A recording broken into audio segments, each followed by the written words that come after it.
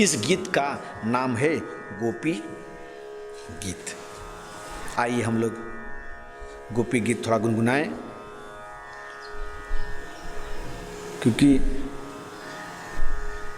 अब आपको भी मैं देता साथ में गाते, लेकिन ऐसे ही थोड़ी गोपी गीत का आनंद लें। जयति तेधिकं जन्मना व्रज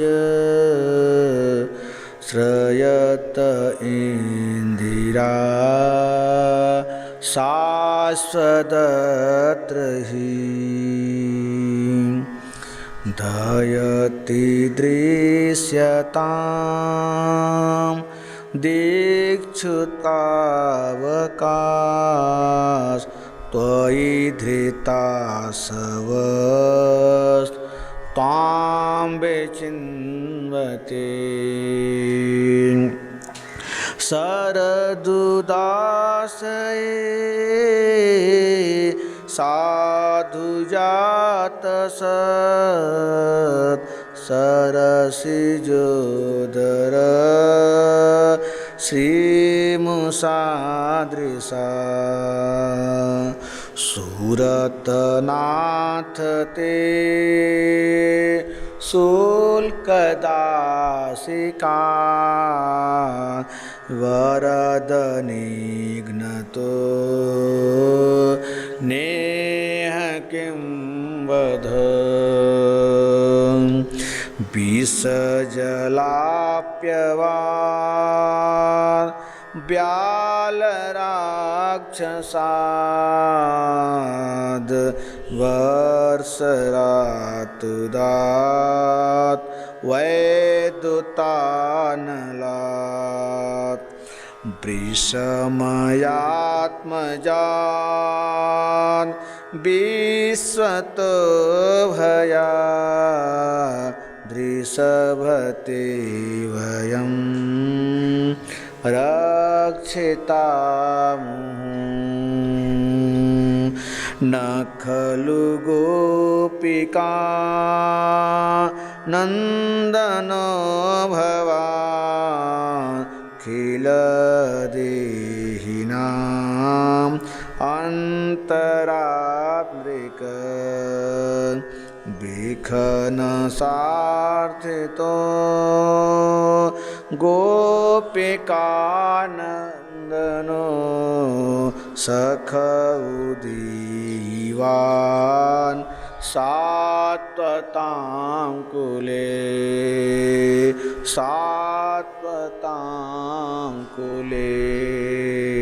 जयति तेधिकं जन्मना व्रज। प्रभु, जो वैकुंठ में नहीं है वह इस ब्रज भूमि पर है। हे नाथ, आप हमें छोड़ करके कहाँ चले गए? आज मैं जीवित हूँ तो आपके इस कथा की रस के पान के लिए। तव कथामृतं तप्त जीवनं कविभिरीडितं कल्मषापहम्। हे प्रभु, आज मैं जीवित हूँ तो आपकी कथा के लिए। यदि ऐसा लगता हो कि मैं जीवित क्यों रहूं, मैं मर जाऊं, मैं मर भी तो सकती हूं। जैसे दशरथ जी आपके वियोग में अपने प्राण को त्याग दिया, लेकिन आपके वियोग में, आपके विरह में जानकी जी ने प्राण को नहीं त्यागा। इसलिए हे परमात्मा, मैं आपके विरह में किस प्रकार से जी रही हूं, आप समझिए। हे नाथ, यदि मैं जीवित हूँ तो आपकी उस कथा को रस की पान श्रवण करके, आपकी उस कथा को ध्यान करके श्रवण कर रहे हैं। और यदि अब आप नहीं आएंगे तो अब यह प्राण नहीं बचेगा, अब ये जान निश्चित रूप से निकल जाएगा। भगवान जब समझ जाते हैं कि गोपियाँ अब नहीं रहने वाली मेरे बगैर, तो उसी बीच में तो भगवान थे, अब प्रकट हो जाते हैं। तासाम वीर भो छौरी स्मयमान मुखाम्बजः और पीताम्बरधर स्रग्वी साक्षान् मन्मथ मन्मथः। पीताम्बर धारण करके प्रभु उसी बीच में प्रकट हो जाते हैं। परमात्मा को देख करके गोपियां निहाल हो जाती हैं। सोच रही हैं गोपी कि अब हमारी आंखों से दूर न हो पाए। देखती रहती है टकटकी लगा करके प्रभु, और मेरे आपके बीच में कोई नहीं आए। मैं किसी और को न देखूं, जब भी देखूं तो मैं आपको ही देखूं, कोई और को न देखूं। एक गोपी आकर जब प्रेम ज़्यादा होता है तो थोड़ा सा, जो किसी को प्रेम कोई करता है तो तू मैं करके भी बुलाते हैं। परमात्मा से कहती है, बहुत तिरछी नज़र से देख भी रही है। परमात्मा भगवान कहते हैं क्या से देख रही है गोपी? भगवान कहते हैं गोपी तुझे क्या लगता है कि मैं तुम्हारे बगैर रह पाऊंगा? मैं भी तुम्हारे बगैर नहीं रह पाता, इसलिए हम चले आए। गोपियाँ कहते हैं झूठ एक नंबर के, जीवन भर पर्यंत आपने झूठ बोला है, अभी भी झूठ आप बोल रहे हो, आप झूठे हो। कोई प्रेम नहीं है आपका मुझसे। प्रेम होता तो आप मुझे छोड़ के चले जाते। 4 प्रकार के प्रेम का वर्णन करते हैं। एक प्रेम होता है जो व्यक्ति, हम आपसे प्रेम तो करेंगे, आप मुझसे करो या मत करो। एक प्रेम यह होता है कि जितना आप प्रेम मुझसे कर रहे हो उतना ही प्रेम मैं आपसे करूंगा। एक प्रेम यह होता है जो जीवन पर्यंत आप प्रेम करो, आप उस प्रेम का कोई मोल नहीं होता। एक प्रेम होता है स्वार्थ का प्रेम, कि कोई प्रेम करे स्वार्थ, उस प्रेम का दोहन करना। भगवान कहते हैं गोपी इसका वर्णन जरा मैं कर दूं। जो प्रेम बहुत करते हैं, कोई प्रेम करे या न करे, मैं प्रेम अवश्य करूंगा। यह इस प्रकार से प्रेमी माता पिता होते हैं। माता पिता अपने बच्चों से प्रेम करेंगे और बच्चे प्रेम करें या न करें। जो प्रेम के बदले प्रेम करे वो व्यवहार होता है। आपने मुझे 2 लड्डू दिया है तो मैं भी आपको 2 लड्डू भेजूं, और आपने मुझे आधा लड्डू भेजा है तो मैं भी आपको आधा ही भेजूंगा। एक व्यवहार हो गया। इस प्रकार से ये व्यवहार होता है। जीवन पर्यंत जो प्रेम करते हैं, प्रेम का अर्थ जो जानते हैं, भगवान कहते हैं गोपी जो प्रेम को दोहन करते हैं। आप किसी से प्रेम कर रहे हो, आपके प्रेम को दोहन करे, उसे लूट ले, उसे द्रोही कहते हैं, जैसे गुरुद्रोह। आपने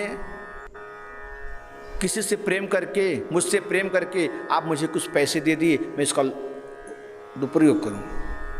आप तो समझ रहे हो इस व्यक्ति को जरूरत है, आपने उसका ध्यान दिया, उससे लगा देखो मैं कितना मूर्ख बना दिया। उससे मैं क्या करते हैं, चूना लगा दिया। कुछ ऐसे इस प्रकार से भी प्रेमी होते हैं। इसे कहते हैं गुरुद्रोही प्रेम। गोपिया ने कहा आप यही वाले प्रेम हो। अच्छा, मैं ऐसा कैसा प्रेमी हूँ? बोला और कह नहीं हो, हम लोग आपसे इतना प्रेम करते हैं, आपको लगता है तुरंत हम लोगों को छोड़ के चले जाते हो? बोला नहीं गोपी, सच बात तो यह है तुम अपनी विरह एक दूसरे से कह लेती हो, लेकिन मैं अपना विरह किससे कहने जाऊं? गोपी मैं तो प्रेम का भूखा हूं, तुम्हारे बस रहता हूं। बहुत सुंदर प्रेम होता है। वहीं भी गोपियां भगवान प्रेम करके आगे, गोपियां भगवान अंतर वहां से जब जाते हैं तो गोपियां वहीं पर युगल गीत गाती हैं। कैसा गीत? और उस प्रेम में, उस रास में भोलेनाथ भी चले आए ठुमका लगाने के लिए। गोपी कहती हैं आपका यहाँ प्रवेश नहीं है। बोले क्यों? बोले इसलिए कि आप दाढ़ी मूछ वालों का रास में प्रवेश वर्जित है। वृंदावन में आप जाओगे तो निधि वन है, वहाँ आज भी रास होती है, आज भी भगवान वहाँ रहते हैं। रात को राधा रानी आती हैं, भगवान रास करते हैं। एक बार मीडिया वालों ने कहा मैं इसकी परीक्षा लूँगा, परीक्षा लिए तो रास मिली, तब विश्वास हुआ। और रात को कोई बंद हो जाती है गेट, 8 बजे के बाद गेट बंद, कोई सबका प्रवेश वर्जित, कोई नहीं जाता वन में, क्योंकि जो वहाँ वृक्ष हैं वो वृक्ष ही गोपियाँ हैं, रात को वही रास करते हैं। सत्य है।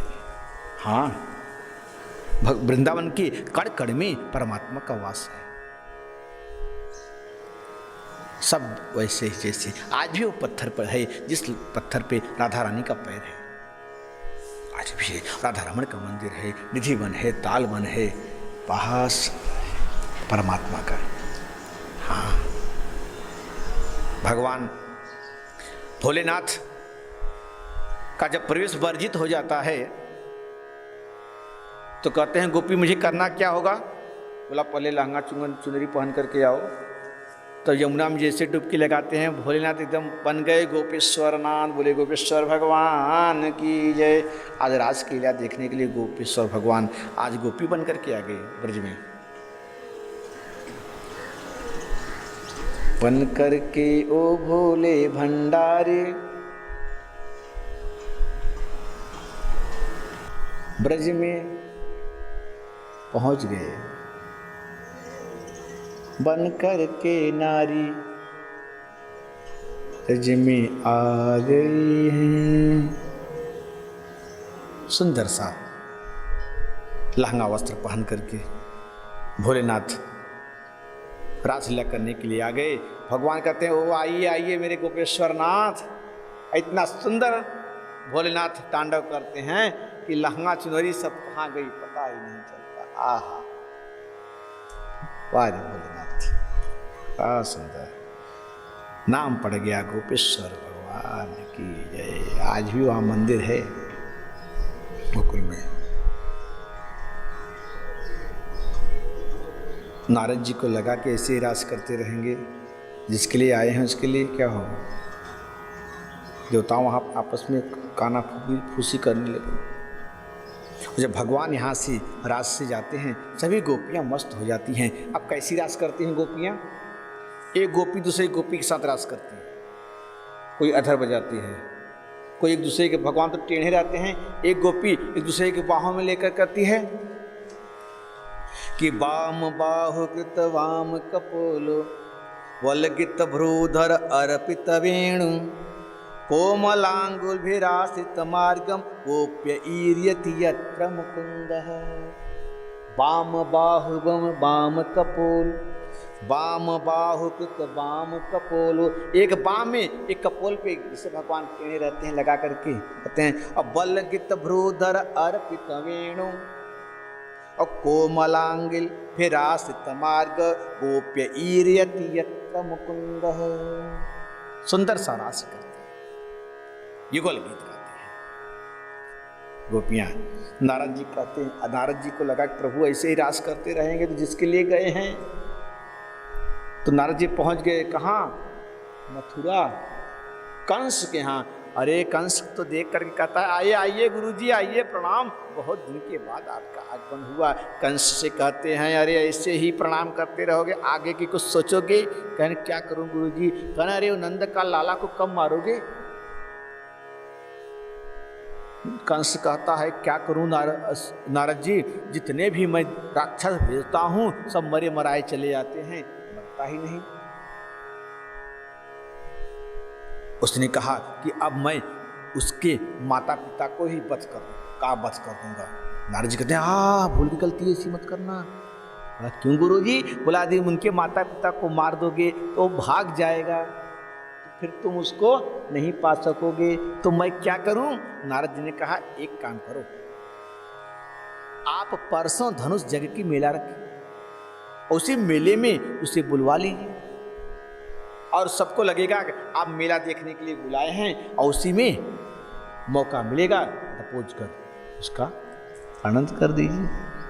कंस ने कहा हाँ गुरुजी ये विचार तो बहुत बढ़िया है, आज तक किसी ने नहीं बताया, इसलिए आप मेरे लिए बहुत पूजनीय हैं। अच्छा अच्छा ठीक है, मैं चलता हूँ, किसी से बताना मत, किसी सगे वाले को भेजना, नहीं तो आने वाले नहीं हैं। नारद जी पता करके चले गए कहाँ?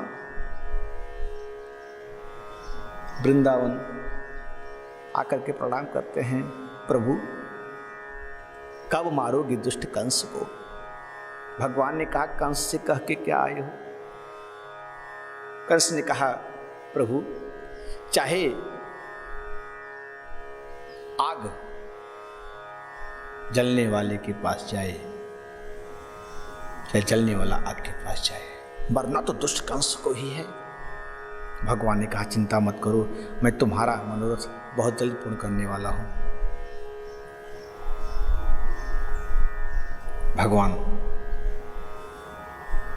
नारद जी को समझा बुझाकर भेजते हैं।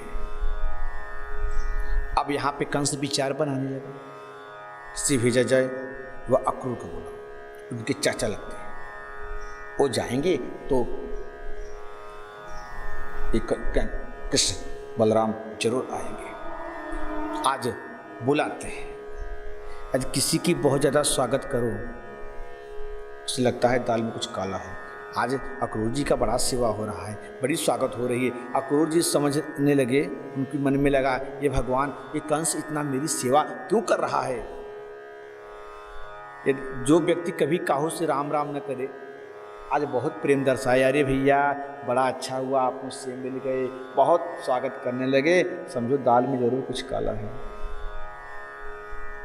अक्रूर जी समझ रहे हैं बात तो कुछ जरूर है, नहीं कंस इतनी सेवा मेरा करने वाला नहीं है। बिना स्वार्थ कोई किसी को पूछता है क्या? हाँ, कंस कहता है, अक्रूर जी आप चले जाइए वृंदावन। अच्छा, बहुत अच्छी बात है, क्यों चले जाऊं? इसलिए कि मैंने धनुष यज्ञ का मेला रखा है, और उस मेले में कृष्ण बलराम को आप लेकर के आए। अक्रूर जी ने कहा, कृष्ण बलराम आकर क्या करेंगे? बोला, कृष्ण बलराम यहाँ आएंगे और हम उन्हें मार डालेंगे। अक्रूर जी ने कहा, अरे राम राम राम। बोला, मैं नहीं जाने वाला हूँ। बोला, नहीं जाओगे तो मैं अपनी तलवार से तुम्हें मार डालूंगा। अक्रूर जी से मरना तो है ही, इसके हाथ से क्यों मरूं? किन प्रकार अक्रूर जी तैयार हो जाते हैं और सुंदर सा रथ सजाते हैं। आज अक्रूर जी भगवान से मिलने के लिए, ब्रज के लिए तैयार हो गए जाने के लिए। अब वन में विचार कर रहे हैं, प्रभु कैसे हो उनका। किम मयाचरितं भद्रं किम तप्तं परमं तपः किम वथाप्यर्हते दत्तं यद द्रक्ष्याम्यद्य केशवम्। आज मैंने कौन सा शुभ कर्म किया है जो कन्हैया का दर्शन पाऊंगा? आहा, अब उनकी समाधि लग गई। मथुरा से वृंदावन का दूरी बहुत ज्यादा नहीं है, 15 किलोमीटर की दूरी है, और उतना दूरी तय करने में अक्रूर जी को शाम हो गई। समाधि लग गई, पहुंच जाते हैं दिल्ली, तो दूसरी बार समाधि लग गई, पहुंच गए आगरा, घोड़े चल रहे हैं, पहुंच गए। इन किन प्रकार किसी तरह ब्रज में पहुंचते हैं। सायंकाल गोधूली बेला हो गई थी। प्रथम गोकुल प्राप्त है। जब गोकुल वृंदावन ब्रज की तरफ जब रथ पहुंच जाए, मुझे लगा कि अब ये चरण जो भूमि दिख रही है ये कन्हैया की है। रथ पर से उतर गए, उसी चरण भूमि को देखते देखते अक्रूर जी आ रहे हैं, और जब पहुंचे देखते हैं भगवान गैया दोहन करने जा रहे थे। आहा, ददर्श कृष्णं रामं च ब्रजे गोदोहनं गतो पीत नीलांबरधरो शरद बुरुहे क्षण। पीत नीलांबर धरो। कन्हैया पीतांबर पहने हुए हैं और बलराम जी नीलांबर धारण किए हुए हैं। गौ दोहन करने जा रहे थे। चाचा जी को देख करके दौड़े प्रणाम करने के लिए। अरे चाचा जी आ गए, चाचा जी आ गए, चाचा जी आ गए। अक्रूर जी जा रहे थे पैर पकड़ने के लिए कन्हैया की। कन्हैया पहले पैर अक्रूर जी तो रोने लगे पकड़कर, गले मिल करके। इतना सुंदर भक्त भगवान का मिलन हुआ। अक्रूर जी तो निहाल हो गए आज ठाकुर जी की गले से लगा करके। मैंने कौन सा पुण्य पुनः जन्म में किया था, आज परमात्मा को गले से मैं लगा रहा। धीरे धीरे ये बात धीरे से भगवान पूछते हैं, पहले ले जा करते हैं अक्रूर जी को चरण पखारते हैं, चरण दबाते हैं और गैया दिखाते हैं। किसी भी दूध की दही की कमी नहीं है, जो चाहे सो आप मांग लीजिएगा, आराम से विश्राम कीजिए। अक्रूर जी का से पूछते हैं कन्हैया ये बताइए मथुरा में सब कुशल मंगल तो है। अब अक्रूर जी बेचारे बड़े चिंतित हो जाते हैं कि हम कैसे बताएं कि मैं आपको लेने के लिए आया हूँ। उस दुष्ट कंस ने आपको मारने का पूरा प्लान करके बैठा है। अब अक्रूर जी बड़े दुखी हो रहे हैं कि मैं किस मुख से कहूँ, कैसे कहूँ। लेकिन धीरे धीरे कहते हैं, सारा विस्तार से वह कंस का रहस्य बता देते हैं। कन्हैया कहते हैं चाचा जी मुझे सब मालूम है, आप डरो मत, मुझसे बताइए आप क्या बात है।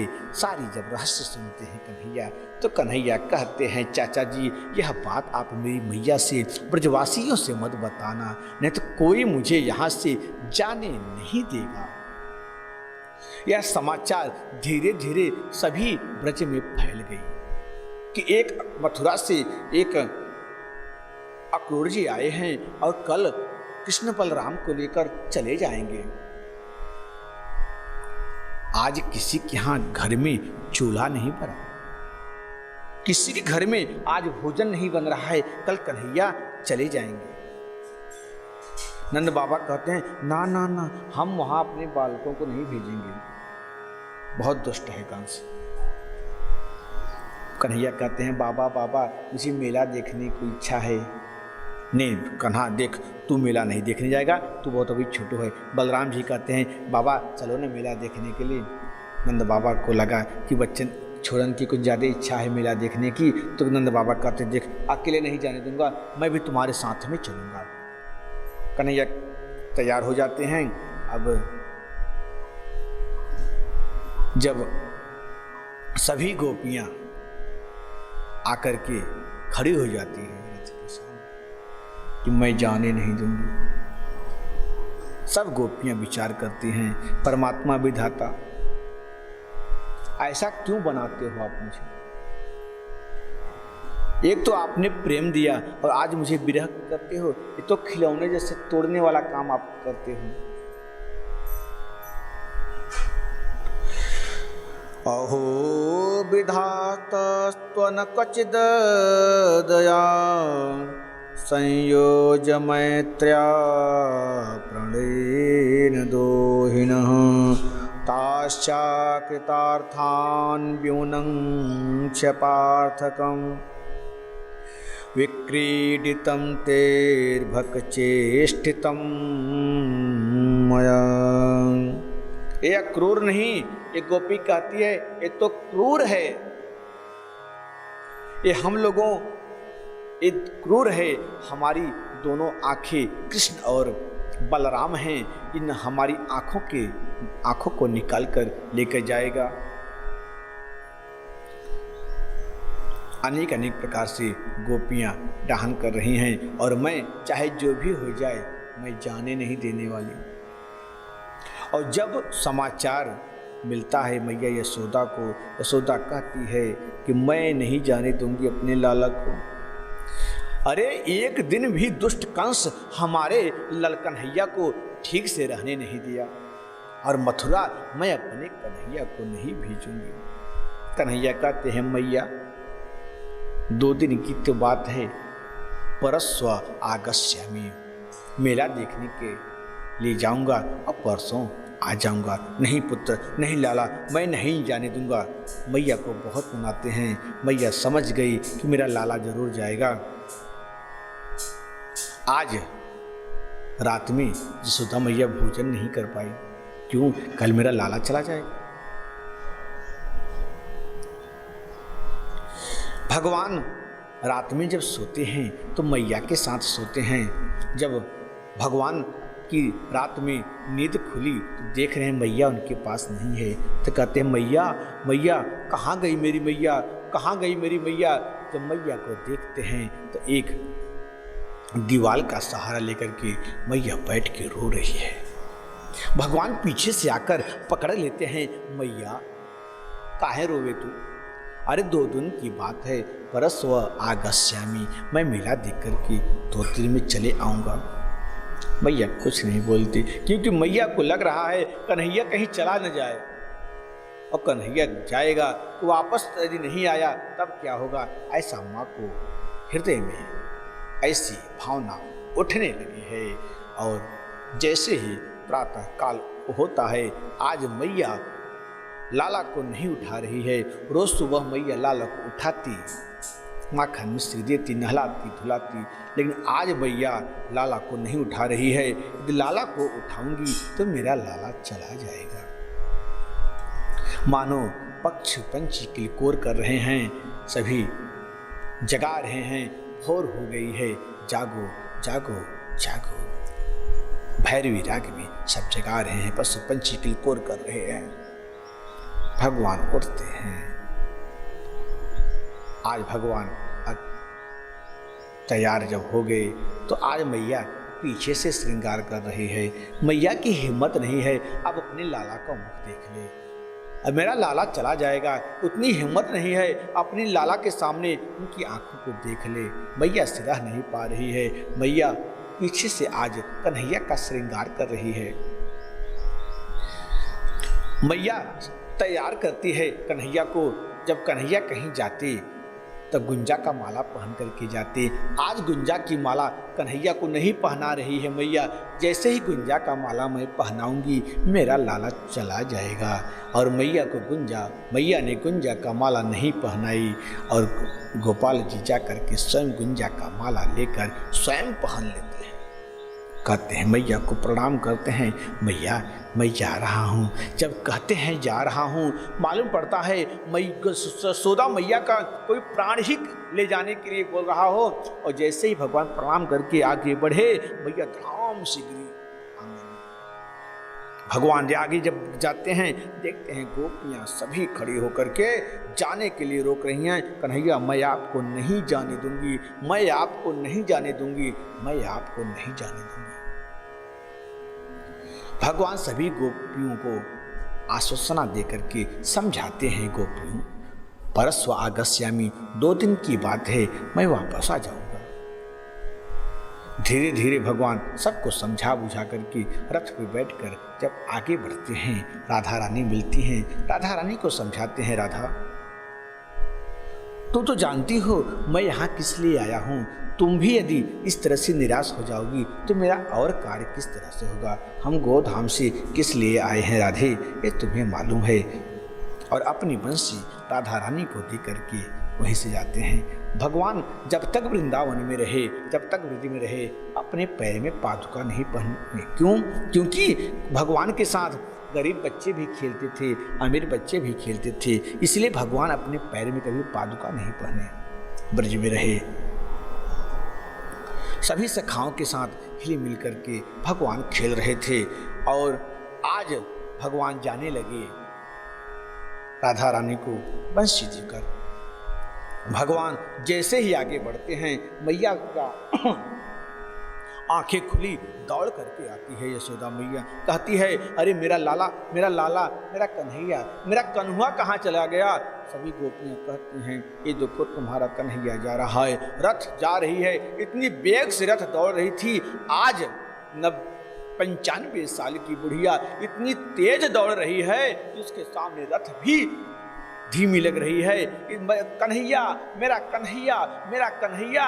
जा रहे हैं, रथ इतनी तेजी से दौड़ रही है। बलराम जी कहते हैं कन्हैया कन्हैया मैया, और जैसे ही मैया का नाम सुनते हैं आज ब्रह्म को देर नहीं लगी, चलती हुई रथ से कूद पड़े कन्हैया और दौड़ करके आके मैया को गले से लगाते हैं। मैया तू काहे क्यों रोवे, तू क्यों रो रही है? मैया यशोदा कहती है कन्हैया मैंने सुना आज तू मेरा लाला नहीं है, हाँ तू वसुदेव का लाला है कन्हैया, मुझे नहीं मालूम था तू वसुदेव का लाला है, तू देवकी का लाला है। यदि मुझे मालूम होता तो मैं कभी तुझे रस्सी से नहीं बांधती, मैं कभी तुझे लाठी से नहीं मारती। हे कन्हैया मुझसे बड़ी भूल हो गई है, जाने अनजाने में मुझसे कोई भूल हो गई हो, तो मुझे इस वारन को माफ करना तो कन्हैया।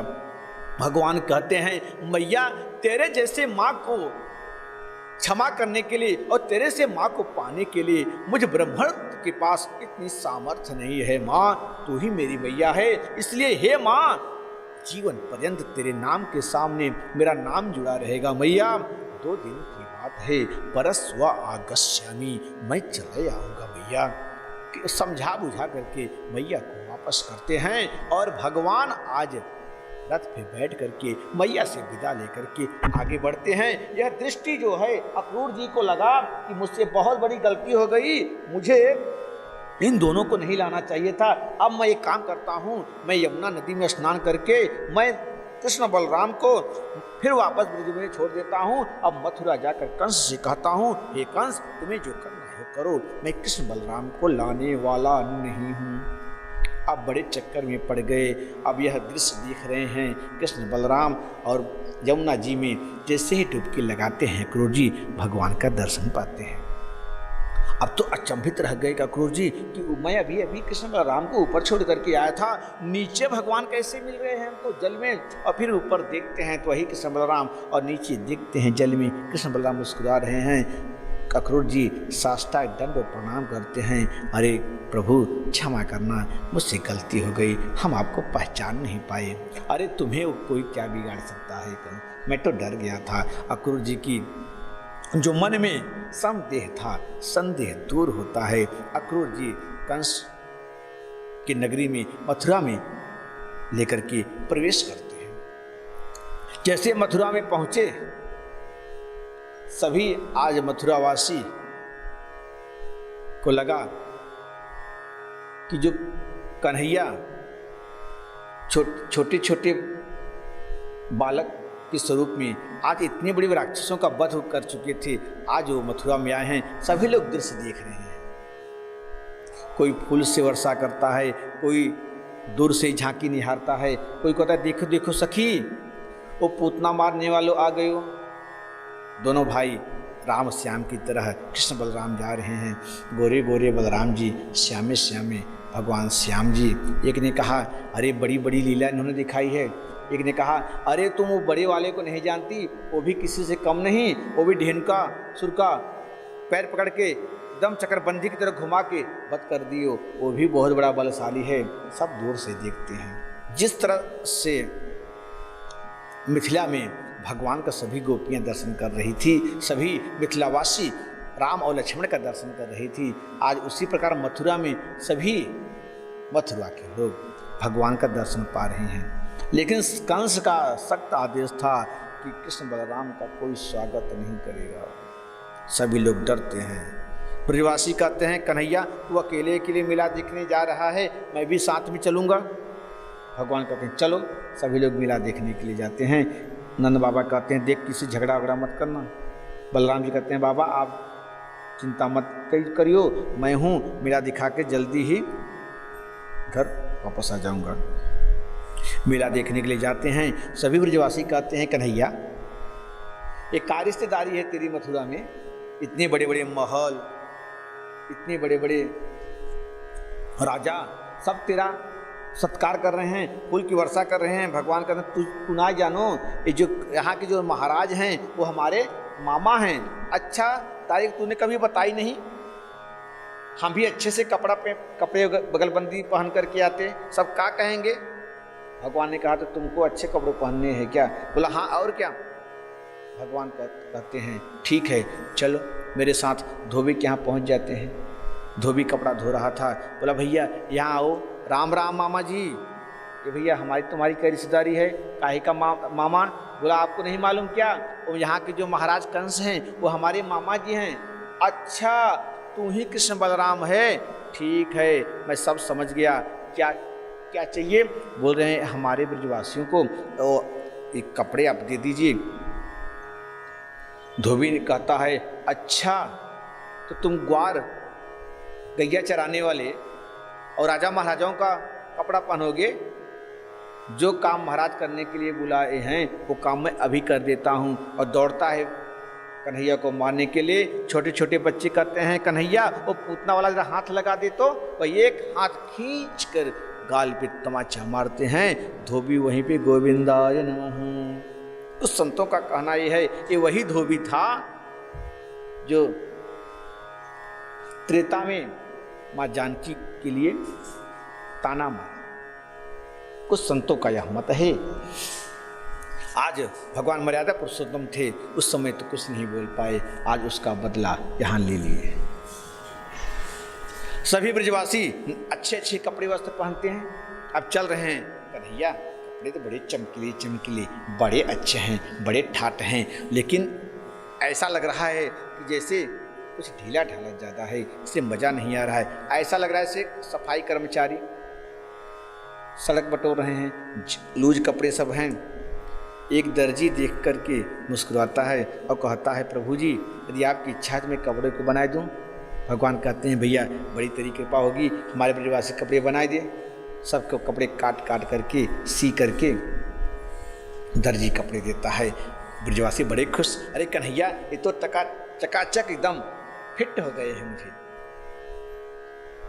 कन्हैया कहते हैं तूने मुझे ब्रजवासी खुश कर दी है, बोल तू को का दूं? दर्जी कहता है अभी धोबी को का इनाम मिले तो मैं देख ही रहा हूँ, मुझे कुछ भी नहीं चाहिए। भगवान ने कहा अच्छा ठीक है मैं तुम्हें आशीर्वाद देता हूँ, तुम खूब फूलोगे फूलोगे। आज भगवान का आशीर्वाद है। दर्जी के यहाँ एक कपड़ा 500 का लोगे तो 1000 रुपये सिलाई हो जाएगी। दर्जी को आशीर्वाद दे करके भगवान आते हैं। आगे चल करके ब्रजवासी को जानते हैं और चंदन और माला के बहुत शौकीन होते हैं। जब तक थापक थैया मस्तक पे चंदन न लगे तब तक ऐसा लगता है कि उन्होंने मस्तक पे चंदन ही नहीं लगाई, उदास रहते हैं। कन्हैया सब तो बड़ा टकाटक लग रहा है लेकिन मेरे मस्तक पे चंदन हम लोगों के पास नहीं है। भगवान ने कहा चंदन की ज़रूरत है क्या? इतने में 3 जगह से टेढ़ी त्रिविका जा रही थी, लोग उसे कुब्जा भी कहते। जा रही थी चंदन लेकर के, भगवान ने देखा अरे ओ सुंदरी। उसने देखा ही भगवान आज तक मुझे कोई सुंदरी बुलाने वाला नहीं, आखिर है कौन? जैसे पीछे मुड़ करके देखती है भगवान फिर कहते हैं अरे सुंदरी मैं तुझे ही बुला रहा हूं। अब तो गदगद हो गई। काय लियो है? चंदन है, मैं महाराज कंस के लिए चंदन लेकर के जा रही हूँ। मेरे ही घिसा हुआ चंदन महाराज कंस लगाते हैं। अच्छा हमारे ब्रजवासी को चंदन लगा दूँ? अब तो खुश हो गई थी। अब ब्रजवासियों को खूब थापक थैया चंदन लगाते हैं, भगवान को भी चंदन लगाती है। अब भगवान सोच रहे हैं मैं इसे क्या दूँ। भगवान ने उसके हाथ को पकड़ लिया और अपने पैर के अंगूठे से उसके पैर पर लगाया। बलराम ने कहा कन्हैया ये वृंदावन ना है, मथुरा है, संभाल के। और ब्रजवासी कहते देख भैया तू भी 3 जगह से टेढ़ो, ये भी 3 जगह से टेढ़ी, तेरी तो जोड़ी रह गई अच्छी। और भगवान एक ही ऐसा ठुमका लगाते हैं, इतनी सुंदर सुंदरी वो बन गई। सभी ब्रजवासी कहते हैं हे भगवान तेरे अंदर ये भी जादू है क्या? अब चंदन लगा करके भगवान आगे बढ़ते हैं। द्वारपाल खड़े रहते हैं धनुष यज्ञ के पहरे पर। कृष्ण बलराम कहते हैं देखिए मैं धनुष देखना चाहता हूँ। द्वारपाल कहते हैं धनुष देखना चाहते हो? बोला हाँ। बोला किससे इजाज़त से आए हो? बोला मैं महाराज का भांजा हूँ। महाराज यहाँ की जो है ना कंस जो हमारे मामा हैं। अच्छा अच्छा तुम ही हो कृष्ण बलराम। अब वहीं पे युद्ध हो जाती है, सब लोग भगवान को मारने दौड़ते हैं। भगवान एक एक कर सबको मारते हैं। उसके बाद धनुष जा कर के उठा के तोड़ते हैं। राम से इतने में मथुरा में हल्का मच जाते, धनुष टूट गई। अब जब धनुष टूट गई तब उसकी आंखें खुली कंस की। अब कंस ने कहा, अब सभी लोग आकर बताते हैं महाराज तो दोनों लाला जो ब्रज से आए हैं वे धनुष को तोड़ दिए। अब कंस को विश्वास हो गया कि इस धनुष भोलेनाथ ने जब इसे दिए थे तो भोलेनाथ ने बता दिए थे कि यह धनुष कोई तोड़ नहीं सकता और जो तोड़ देगा वो तुम्हें छोड़ नहीं सकता। नारद जी पहुंच गए, क्या हुआ राजन? गुरुजी बताइए वो होगा कैसा? नारद जी कहते हैं काला काला होगा, घुराले वाला होगा, बहुत ही छोटा होगा। अब तो उसे हर काले वस्तु से डर लगती है।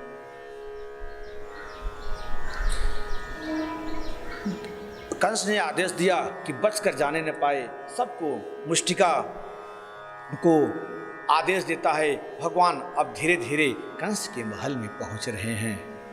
सभी लोग भगवान का दर्शन कर रहे हैं। मल्लानां सनीन्द्रणां नरवरहं स्त्रीणां स्मर मूर्तिमान् गोपानां सजनो सतां क्षितिभुजां सस्तां सपित्रो शिशुः मृत्योर्भोजपतेर्विराड विदुषां तत्त्वं परं योगिनां अविष्णीनां परदेवतेति विदितो रंगं गतः साग्रचः। मल्ला नाम से हम पहलवानों को पहलवान के रूप में दिख रहे हैं भगवान, और स्त्रियों को शिष्य के रूप में देख रहे हैं, मूर्तिमान के रूप में दिख रहे हैं। गोपियों को सखा रस में दिख रहे हैं, इसी कहते हैं सखा रस। और योगियों को योगी रूप में दिख रहे हैं, भक्तों को भगवान के रूप में दिखे। अनेक प्रकार की रस में भगवान दिख रहे हैं। रस, विभत्स रस, सब को जिस भाव से जो भगवान को देख रहा है उस भाव से भगवान उसे दर्शन दे रहे हैं। जाकी रही भावना जैसी तेह मूर्त प्रभु देखी तैसी, उस प्रकार से अपनी मूर्त, उनकी मूर्त, उसकी छवि का दर्शन मिल रहा है। भगवान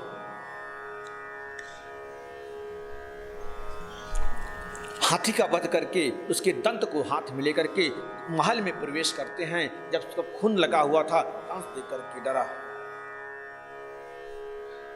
और पहलवान से जब युद्ध होती है और देखते ही देखते भगवान पहलवानों को, मुष्टिका को एक प्रहार करते हैं, मुष्टिका का वध होता है। अब तो कंस पागल हो गया, पकड़ लो इसे, जाने न पाए, मार डालो इसे, इसे भी मारूंगा, इसके बाप को भी मारूंगा और अपने बाप को भी मार डालूंगा। भगवान समझ गए इसका दिमाग खराब हो गया है। कूद करके उसके सिंहासन पर पहुंचते हैं, उसके केस को पकड़ के भगवान बताते हैं कैसा लग रहा है। यानी भगवान ये दिखाना चाहते हैं, ये बताना चाहते हैं, ऐसे ही केस तूने मेरी माँ का, देवकी का पकड़ के रखा था। केस पकड़ के भगवान घसीट कर बाहर लाते हैं और कंस का मर्दन करते हैं। बोले कंस मर्दन भगवान की जय। सभी मथुरा में जय जयकार होती है। जितने भी उग्रसेन राजा कि जो भी मंत्रीगण भाग चुके थे वहाँ से, वो सभी आ गए। चलो चलो अब हमारे राजा बन गए हैं। उग्रसेन को राजा बनाते हैं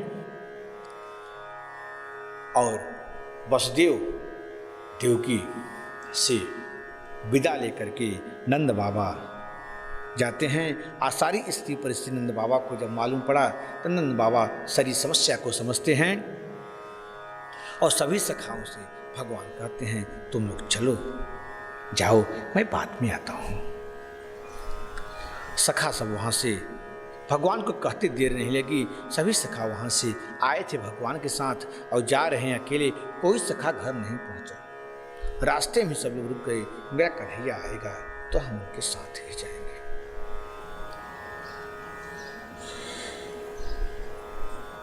भगवान नंद बाबा को समझाते हैं, बाबा कुछ दिन मुझे वृंदावन, कुछ दिन मुझे मथुरा में रहने दीजिए। आपके साथ बहुत दिन रहा, थोड़ा मथुरावासियों के साथ रहने दीजिए। और नंद बाबा वहाँ से जाते हैं। वासुदेव जी, आज भगवान का केस बन रहा है, अब तक भगवान कभी केस नहीं बनाए। जैसे भगवान ये शपथ खा रखी थी, जब तक मैं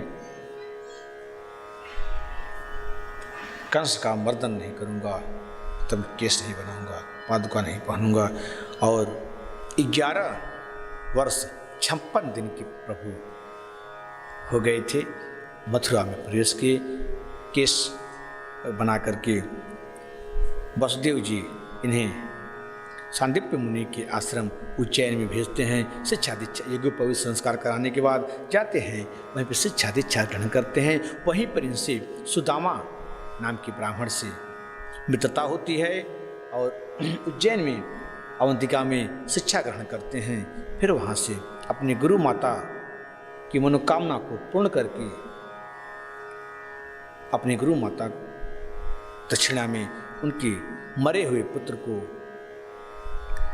लाकर भगवान उन्हें दक्षिणा के रूप में दे करके फिर अपने गुरु से विदा लेकर के वापस फिर मथुरा आते हैं। मथुरा में आज भगवान जब पहुँचे हैं तो देवकी मैया वासुदेव जी 56 व्यंजन बना करके भगवान को परोस रहे हैं। भगवान के सामने 56 व्यंजन रखी हुई है। भगवान ने जब 56 व्यंजन को देखा तो रोने लगे। भगवान के अश्रु देख करके देवकी मैया घबरा गई। क्या बात है, कोई गलती मुझसे हो गई क्या?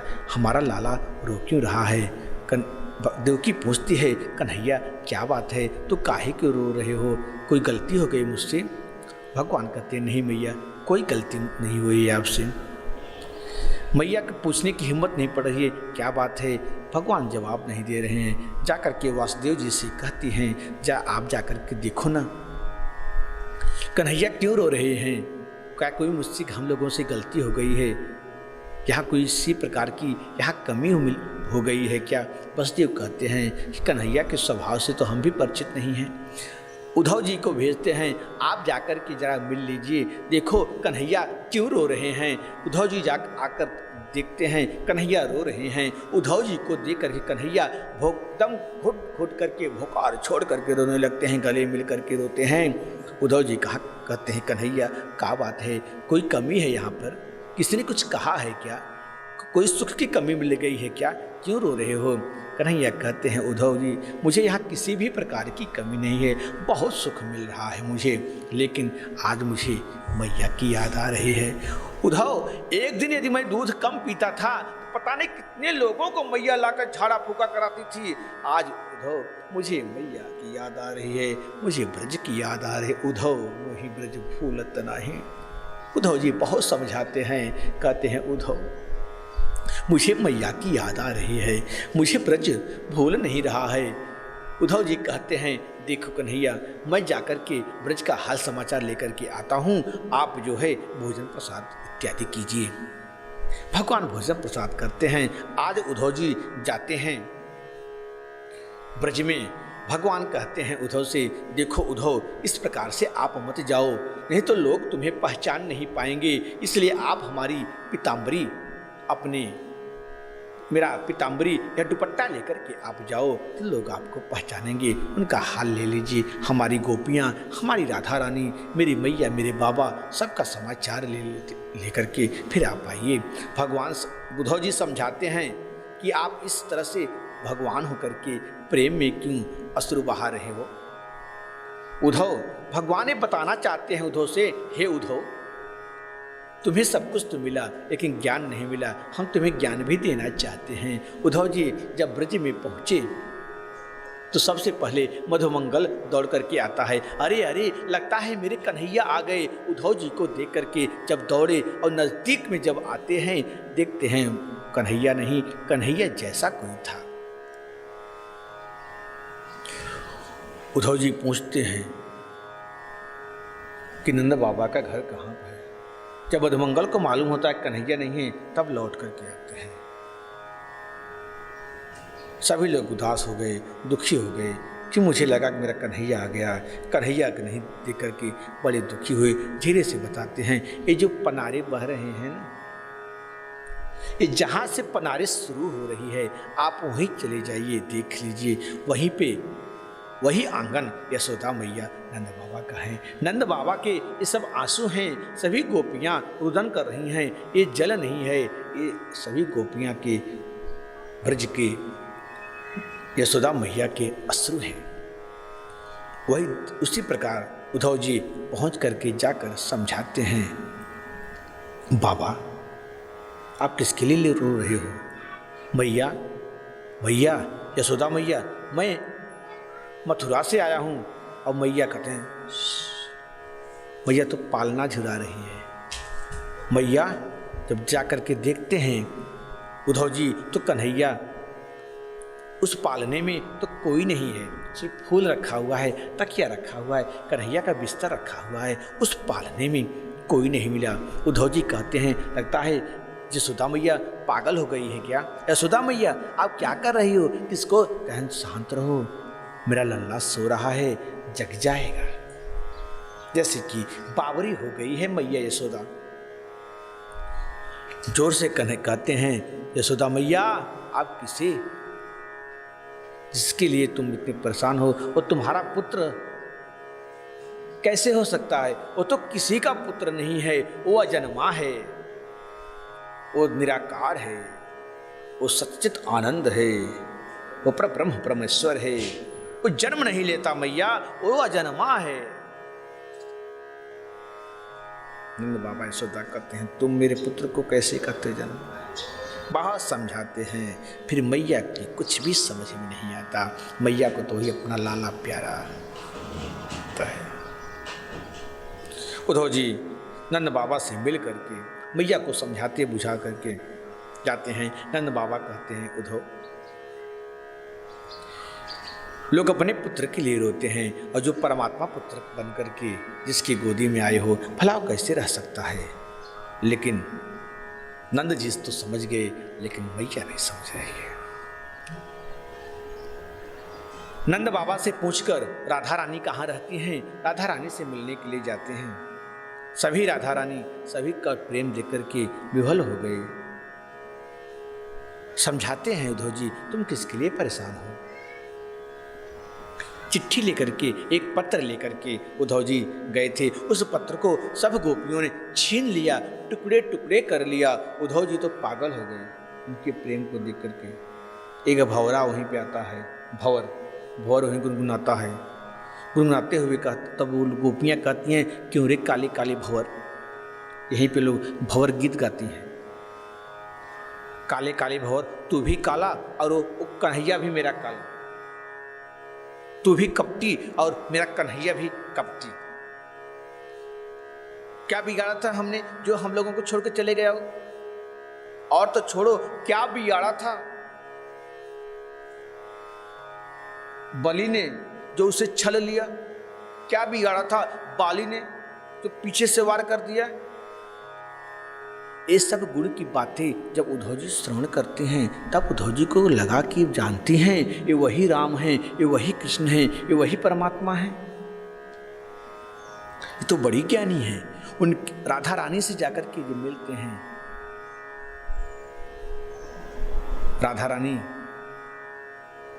को देख करके उद्धव जी से पागल हो जाते हैं, उनकी छवि को देख करके। और राधा रानी टुकुर टुकुर देख रही हैं। जब से कन्हैया ब्रज छोड़ करके गए, तब से राधा रानी सोई ही नहीं।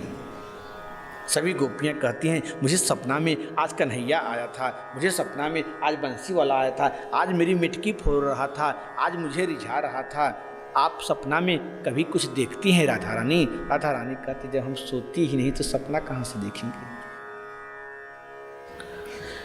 उद्धव जी गए थे 6 घंटे के लिए और 6 महीना ब्रज में रह गए, गोपियों को प्रेम को देख करके। अब तो पागल हो गए, पावरी हो गए। किसी तरह पागलपन होते हुए जब पहुंचते हैं मथुरा, गाते हुए कृष्णा हरे कृष्णा कृष्णा कृष्णा हरे हरे, हरे कृष्णा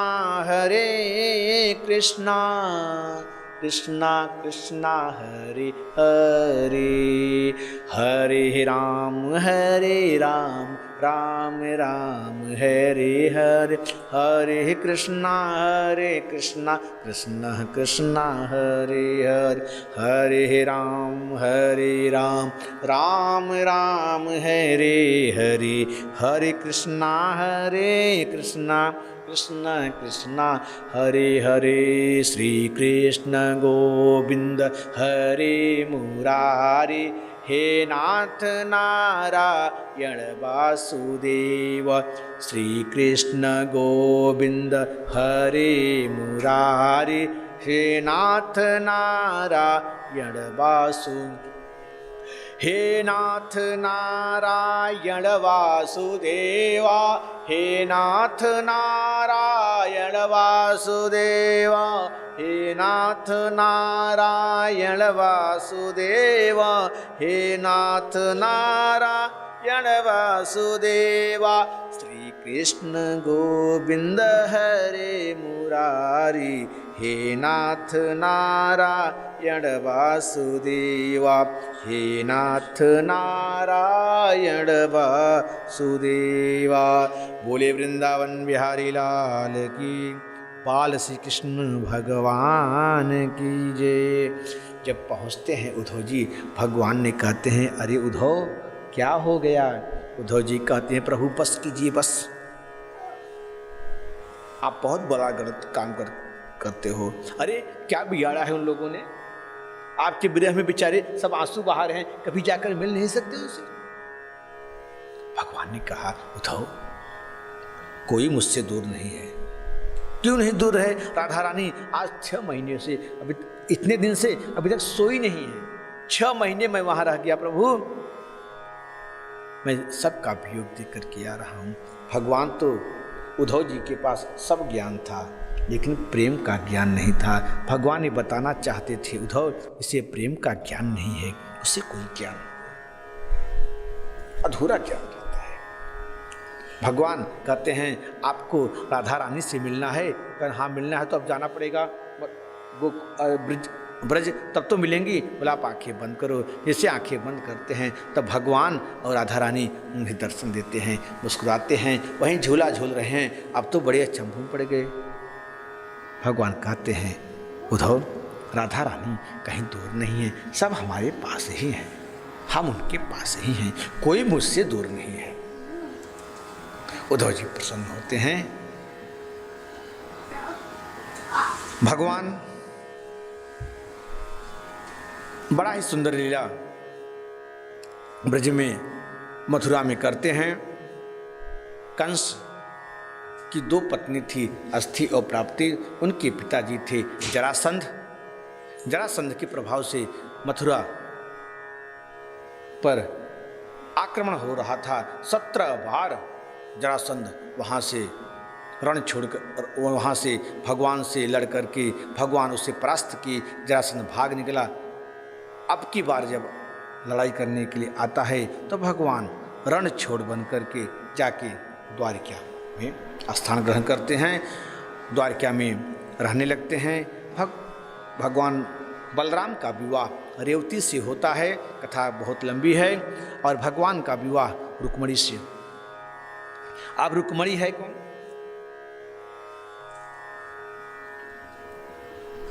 भगवान भीष्मक सुतां रुक्मिणी रुचिराननां राक्षसेन विधानेन उपयेमइति श्रुतं। सुखदेव जी कहते हैं परीक्षित भगवान का विवाह राक्षस विधि से हुआ। परीक्षित जी कहते हैं प्रभु राक्षस विधि से क्यों? कह सुनो। राजासीद भीष्मको नाम विदर्भाधिपतिर्महं तस्य 5 भवन पुत्रा कन्या काच वरानना। भीष्मक विदर्भ देश का राजा था। उसके एक बेटी थी, नाम रुक्मणी। भीष्मक के 5 पुत्र थे, रुक्मी, रुक्मरथ, रुक्मबाहु, रुक्मकेशी था, रुक्माली। उन सब में एक प्यारी बहन रुक्मणी थी। भीष्मक ने विचार बनाया, हमारे बेटी की योग्य वर, उनकी इच्छा हुई द्वारकाधीश से मैं अपनी बेटी का विवाह कर दूं। जब भीष्मक ने यह बात अपने पुत्रों के सामने जब रखी तो रुक्मी, उनका बड़ा पुत्र जो है, नाराज हो गया। बोला नहीं नहीं, मैं विवाह उस भगोड़े के साथ नहीं होगा। भीष्मक कहते हैं तो ये बताओ फिर किसके साथ विवाह करूं? बोला मैं इसके लिए वर ढूंढ के लाता हूं। विवाह तय कर दिया शिशुपाल से। रुक्मिणी ने कहा पिताजी मैंने रुक्मिणी का विवाह तय कर दिया है। अरे बा इतनी जल्दी? हाँ, मैंने लड़का भी देख लिया और शिशुपाल से मैंने विवाह भी कर दिया। अरे तिलक बरच्छा कुछ हुआ नहीं, तब तक आपने विवाह तय कर दिया? बोला हाँ पिताजी, मैंने विवाह तय कर दिया।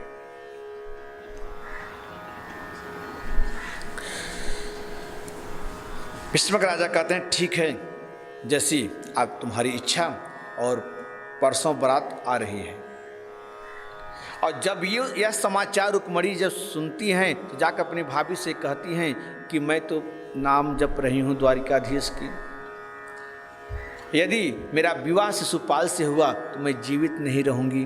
भाभी ने कहा तेरा यह निर्णय अकाट्य है, तो देर मत कर, कुछ न कुछ जल्दी कर।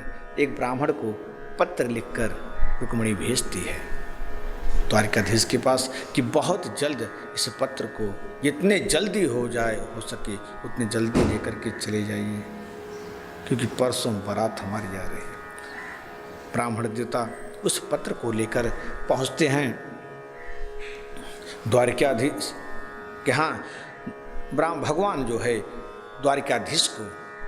द्वारिकाधीश जो है उस ब्राह्मण को अपने अंतः कक्ष में लेकर जाते हैं, उनकी सेवा करते हैं। भोजन प्रसाद जमाने के बाद पूछते हैं और समाचार बताइए क्या बात है? बोलिए मैं कुंदनपुर से आया हूँ और यह पत्र आपके लिए है विशेष। भगवान ने कहा फिर ठीक है, पढ़ दीजिए। ब्राह्मण देवता ने कहा यह आपके लिए विशेष पत्र है, इसलिए आप यही से पढ़ें। भगवान ने कहा मेरा कोई भी रहस्य ब्राह्मण से छिपा नहीं है, इसलिए आप पढ़ो। सुंदर सा पत्र पढ़ते हैं। देवकी मैया उस पत्र में लिखी थी प्रभु श्रुत्वा गुणान भुवन सुंदर श्रेण्वतां ते निर्वेश्य कर्ण विवरैर्हर्तुं गुतापम रूपम दृशां दिशमताखिलार्थलाभं त्वय्यच्युताविशतचेत्रमपत्रपं मे।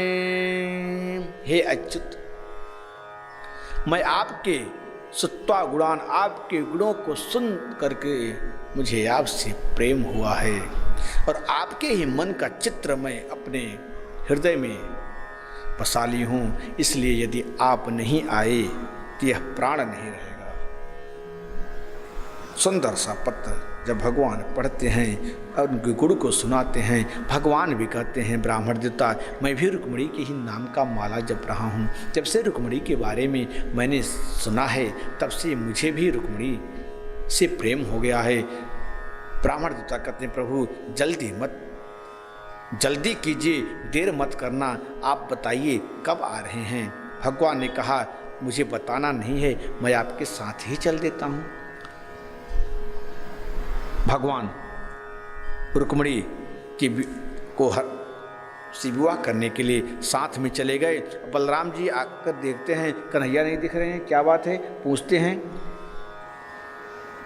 तो द्वारचार्यों ने कहा, प्रभु पता नहीं, एक ब्राह्मण आए थे कुंडनपुर से और उसके बाद मुझे नहीं, कुछ भी नहीं पता। अंतःपुर में भगवान ले गए, क्या बात हुई क्या नहीं बात हुई, मुझे उसके बाद कुछ नहीं पता। ये मैंने देखा प्रभु उनके साथ अवश्य गए। जब बलराम ने सुना कि कुंडनपुर गए हैं तो समझ गए, ओहो हो न हो कुंडनपुर की राजकुमारी रुक्मणी का स्वयंवर होने वाला है।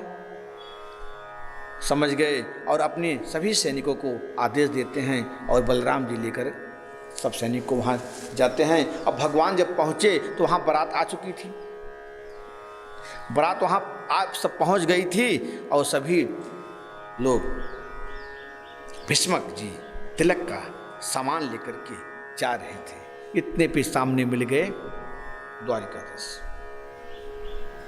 सबको लगा कि यही दूल्हा है। सब लोग स्वागत करते हैं और सुंदर सा स्वागत करने के बाद तिलक की थाली जो है और जो तिलक चढ़ानी थी शिशुपाल को, वह तिलक चढ़ गई गोपाल को। सभी वहाँ की रानियाँ निहार के बड़े प्रसन्न होती हैं, धन्य है रुक्मणी की भाग्य, कितना सुंदर वर मिला। तब भगवान कहते हैं, अरे आपसे गलती हो गई, मैं दूल्हा राजा नहीं हूँ, दूल्हा कोई और है। अब तो बड़े चक्कर में पड़े, हे भगवान इतना सुंदर वर, क्या किस्मत फूट के भाग फूट गए थे रुक्मणी की जो ऐसी वर नहीं मिल रहा है। सब बेचारी बड़ी फिर पछताती हैं और चली गई। जब यहाँ पर विवाह होने वाला है तो विवाह के पहले गौरी पूजन करने के लिए कन्याएं जाती हैं। और जब अब यहाँ रुक्मणी देख रही है अभी तक ब्राह्मण देवता का आगमन नहीं हुआ, रुक्मणी तो परेशान हो रही है। और जैसे ही ब्राह्मण देवता को देखती है तो जब ब्राह्मण देवता मुस्कुराते हैं तो रुक्मणी समझ गई कुछ शुभ समाचार अवश्य आया है। रुक्मणी दौड़ के आती है, प्रभु बताइए महाराज क्या समाचार ला कर आए हो, कब आएंगे हमारे स्वामी, हमारे द्वारिकाधीश? कहें आएंगे नहीं, साथ ही लेकर के आए हूँ, मंदिर में आपको मिलेंगे। अब तो खुश हो गई रुक्मणी और आरती की थाली सजाती है और भगवान का दर्शन कर, भगवान का पूजन, देवी मैया का पूजन करने के लिए जाती है। और जैसे ही मालूम पड़ा शिशुपाल को कि द्वारिकाधीश आए हैं तो तुरंत रुक्मणी जो है रुक्मणी के साथ में सभी सैनिक को लगा देते हैं कि अब सब रुक्मणी की सुरक्षा में रहना। सभी लोग रुक्मणी की सुरक्षा में जाते हैं और द्वारिकाधीश बहुत देर से पहुंचते हैं और मंदिर में रुक्मणी जाकर के पूजा सुनती है, करती है। सुनसी सत्य आशीर्वाद मिलता है, आशीष हमारी पूजहि मनो कामना तुम्हारी। जिस प्रकार जिस कार्य के लिए तुम मेरे पूजन कर रही हो, तुम्हारी मनोकामना अवश्य पूर्ण होगा। और जैसे ही बाहर निकलती हैं रुक्मणी जी देख रही हैं, मैं तो आई थी अकेली सखियों के साथ, इतने सारे सैनिक हैं, ये भगवान हम द्वारिकाधीश को कहाँ ढूंढें। अब तो रुक्मणी कभी द्वारिकाधीश को देखी नहीं थी और एक एक करके रुक्मणी निहार रही है और जिसके तरफ रुक्मणी देखती है वही निहाल हो जाता है। अरे वाह हम कैसे हैं, रुक्मणी मुझे देख रही है, सबको देखती है, देखती जा रही है। अब लाखों में एक है कन्हैया जी, लाखों में एक है कन्हैया जी। नींद आ रही है, सोना मत। हाँ, जैसे ही कन्हैया जी की ऊपर नज़र पड़ती है वैसे ही भगवान हाथ उठा देते हैं कि यदि मैं नहीं गया तब रुक्मणी बहुत दुखी होगी और बहुत परेशान है। भगवान हाथ हिलाते हैं और धीरे से आकर के रुक्मणी का पानी ग्रहण कर लेते हैं। सभी सैनिक देखते हैं, अरे रुक्मणी इतनी सुंदर है, उसके बाल कितने सुंदर हैं, अरे ये जोड़ी कितनी सुंदर है। एक ने कहा अरे जोड़ी देख रहा है, उसके बाल तो देख रुक्मणी के कितने विशाल हैं। एक ने कहा अरे घोड़े रथ तो देखो सब सोने के हैं। भगवान हाथ पकड़ के रुक्मणी को रथ में बिठा लिए और घोड़े के साथ रथ को आगे बढ़ाते हैं। जब रथ आगे जाती है एक ने कहा अरे घोड़े कितने देख सुंदर हैं, कान कितने सुंदर हैं, खड़े हैं, अरे कितने तेज दौड़ रहे हैं। सब लोग बखान करते हैं, कितना सुंदर जोड़ी है। अब निहार रहे हैं, सभी से बखान कर रहे हैं। कुछ दूर भगवान चले गए। एक ने कहा, अरे मैं काय के लिए इधर आया हूँ? हाँ, कुछ तो याद आया। उस शिशुपाल ने और रुक्मणी ने भेजा है राजकुमारी की रक्षा करने के लिए। रुक्मणी की सब सखी सहेलियों ने कहा कि ते भांग खा के आए हो क्या? रुक्मणी हो गई। सब लोग पीछे से आए, पकड़ो पकड़ो। भागने न पाए भगोड़े को और ललकारने लगे। तब भगवान पीछे मुड़ करके युद्ध करते हैं। अकेला है, आज जाने न पाए। अरे डर तो इसके हल मूसल वालों से था, वो बहुत खतरनाक है। आज ये अकेला है, पकड़ लो, घेर लो, जाने न पाए। इतने पे पीछे से आवाज आती है, बोली द्वारिकाधीश की जय। जैसे भगवान पीछे मुड़कर देखते हैं, बलराम जी सब सैनिक लेकर के आ गए हैं। दाऊ भैया को प्रणाम, दाऊ भैया प्रणाम। दाऊ भैया कहते कन्हैया सब लीला ठीक है, तुम बहू को लेकर के घर जाओ, इकट्ठों आकर वहीं वो आशीर्वाद। मैं यहाँ सब देख रहा। अब सब डर के, हे भगवान, ये अकेला था, तब तक तो ठीक था, ये हल मूसल वाला कहाँ से आ गया? भगवान बलराम जी सबकी परास्त करते हैं। कुछ लोग भाग करके जाके बताते हैं रुक्मिणी से, महाराज मैं तो सब काम बना लेता, लेकिन पता नहीं कहाँ से हल मूसल आ गए हो, वही काम बिगाड़ दिया, या तो हम कृष्ण को जाने नहीं देते यार। और रुक्मिणी दौड़ा आज मारने के लिए, मैं आज जिंदा नहीं छोड़ूंगा। और जैसे ही रुक्मिणी जो है अस्त्र शस्त्र लेकर के भगवान से युद्ध करने के लिए गया, अब तो रुक्मिणी घबराई। भगवान जरा कृपा करना, मेरा भाई है। भगवान युद्ध करके उसे परास्त करके उसे छोड़ देते हैं। और भगवान बताना चाहते हैं कि ये देख, आज तो बच रहा है, अपनी बहन के लिए बच रहा है, और लेकर के चले जाते हैं। अब तो शिशुपाल आया था विवाह करने के लिए। अब जरासंध भी उसमें आए थे, सब राजा महाराजा आए थे। अब शर्माने लगा कि अब मैं जाकर के क्या करूँगा। आया था दुल्हन लेकर जाने के लिए, खाली हाथ जाऊंगा तो लोग क्या कहेंगे मेरे बारे में, सब हमारी हंसी उड़ाएंगे, अब मैं नहीं जाऊंगा। जरासंध कहता है, रे मूर्ख, तू एक बार हार गया, मैं तो 17 बार मुझे कृष्ण ने परास्त किया, और 18वीं बार ऐसा मैंने युद्ध किया कि छोड़ते उसे स्थान में जाके द्वारिकाधीश में समुद्र में जाकर के छिप गया। शिशुपाल ने कहा, यदि 17 बार आपको हरा दिए हैं तो हमसे बड़े बड़े भी बेशर्म पड़े हैं, तो हम काहे के लिए शर्म करें। शिशुपाल अपने घर जाते हैं। अब जब विदर्भ देश के राजा भीष्मक जी भगवान को पत्र देते हैं, देखिए मेरी एक ही कन्या थी, मैं चाहता हूँ उसका कन्यादान दूँ, धूमधाम से विवाह करूँ। भगवान फिर वापस रुक्मिणी को पहुँचाते हैं और धूमधाम से विवाह होता है। फिर रुक्मिणी को अपने घर लेकर के जाते हैं। बोले वृंदावन बिहारी लाल की जय। हरे कृष्ण कृष्णा कृष्णा हरे हरे, हरे राम राम राम हरे हरे, हरे कृष्णा कृष्णा कृष्णा हरे हरे, हरे राम राम राम हरे हरे, हरे राम राम राम हरे हरे। श्री कृष्ण गोविंद हरे मुरारी, हे नाथ नारायण वासुदेव।